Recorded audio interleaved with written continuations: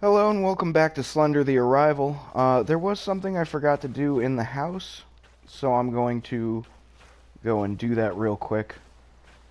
It's not at all mandatory, it's not helpful to the story, but it is an achievement that I don't think I got the first time I played this.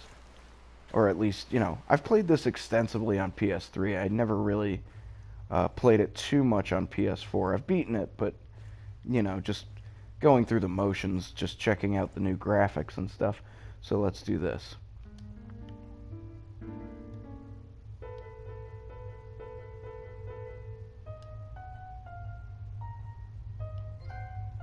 Yep, master pianist. Okay, time to continue on. Okay, so the next area we're going to was one of the new additions, as I mentioned. Oh, I don't know if there's an achievement for checking the swing set. I remember playing. Yeah, it's not an achievement, just a little narrative note. Anyway, if you haven't caught it yet, because I've been skipping over the notes. You're free to pause the YouTube video if you'd like, but basically you're trying to investigate the disappearance of your friend Kate. You are a woman named Lauren. And also in the last video, I noted that there's only two areas where you're being stalked. What I meant was there's only two areas in the game where you're being, like, threateningly stalked. You don't really know when you're being threatened the first time you play this. Because, the game doesn't, bring up a little cue that says, oh, you're under attack. You're always being stalked. But there's only two areas in the game where, well, there's a third, but it's really, really short. And then I guess a fourth. Okay, but those other two that I, don't really mention much are so short. Maybe 5 minutes a pop, while and then there's the Genesis section, which is, okay, so this is Fatal Blaze erupts at Oakside home, arson suspected, yada yada. If you want to read it, go ahead, pause the video. Yeah, see, you're always being stalked. Look at that. Terrifying. And then you look back. Oh, he's still there. He goes away after a little while, but... Oh, yeah, see? Kind of fucks with your camera. Fucking terrifying. Again, I'm sorry about the motion, but let me see if I can fix that. Look sensitivity low. The sensitivity is way too high for my taste.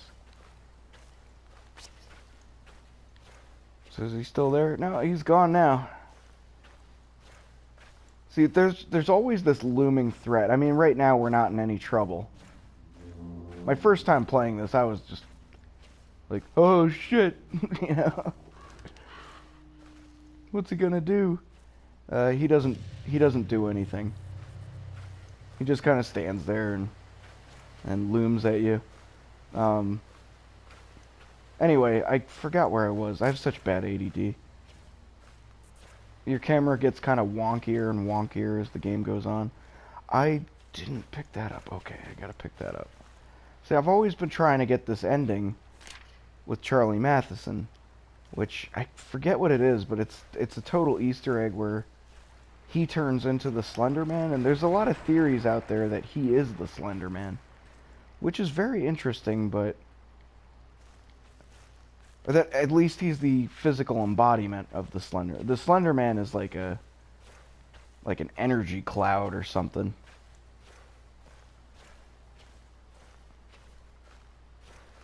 Well, we'll see.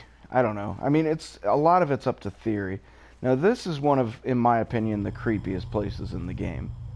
This is the home that was burned down. Arson suspected, yada yada. Great musical cues in this, too. I don't understand why people... I understand why people didn't like the game in its original state, but the way it is today is, oh god. Yeah. Fucking, like, I just got goosebumps. And I've seen that before, but he doesn't always appear in that spot. He appears in random places. So you pick this up. Okay, if you want to read it, pause it. The old crumpled notes are from like the early 1900s, from the Matheson family. If you wander this house long enough, you start seeing really, really creepy shit. I'm not gonna do that because it takes, you know, your first time playing this, you might think, oh, like, there's probably something really significant in this house, and you might wander around it for quite a while. And if you do that, you start getting visions of like a family and stuff like that. Like really creepy shit starts happening. I'm not going to do that just because it doesn't really accomplish much. I only have a limited time to record here. The only thing I'm trying to find is the painting, which I don't think appears random. Yeah, there it is. So that's I'm in the oh yeah, that's what I was talking about that I forgot about when I mentioned my ADD. In the original, you didn't have this area at all. This area didn't even exist. Yep, there you go. And there's a lot of those. So yeah, that's terrifying to me. And that only happens when you're standing in that house. When you leave the house, no more of that.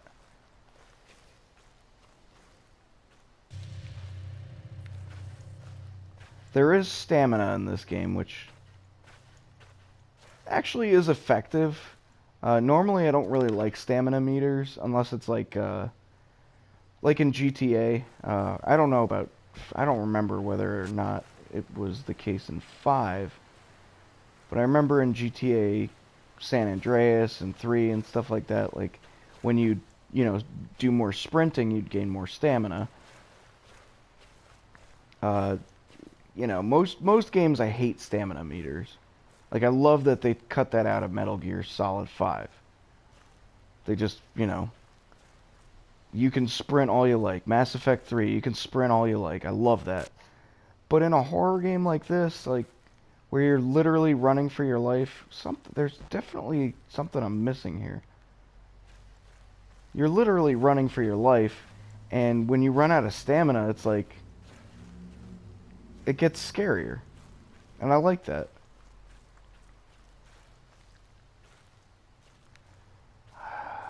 Definitely missing something.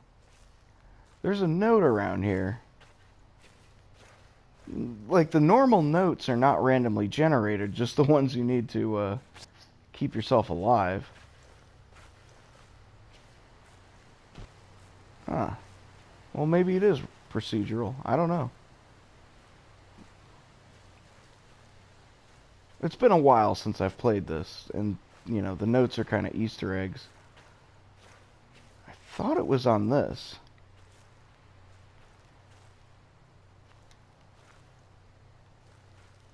Maybe it's on that.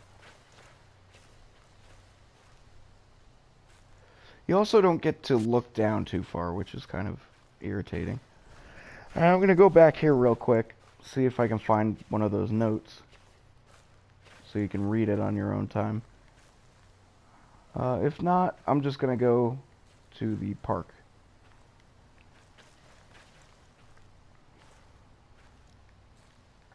Another thing is, my first time playing, game design is kind of a science. When you put lights and generators in an area, it sort of highlights, oh, this is an important place. In this game, it is so trivial, because the place you actually have to go has no lights. It's up here.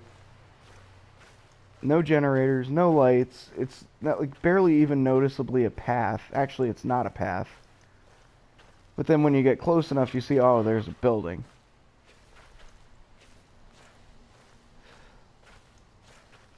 Now, I don't mind the head bob when you're sprinting. That's fine. But when you're like walking normally.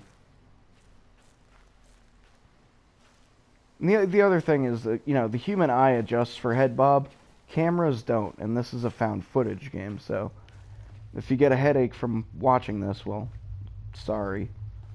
You know, it is more realistic. But in real life, you know, you have brain mechanisms that fix the head bob. I think it's the equilibrium in your inner ear that actually does that. Find me, Lauren. So that's Kate giving me a message to find her. You gotta pick this up. So you notice it goes from page 61 to 70, which means 8 pages are missing.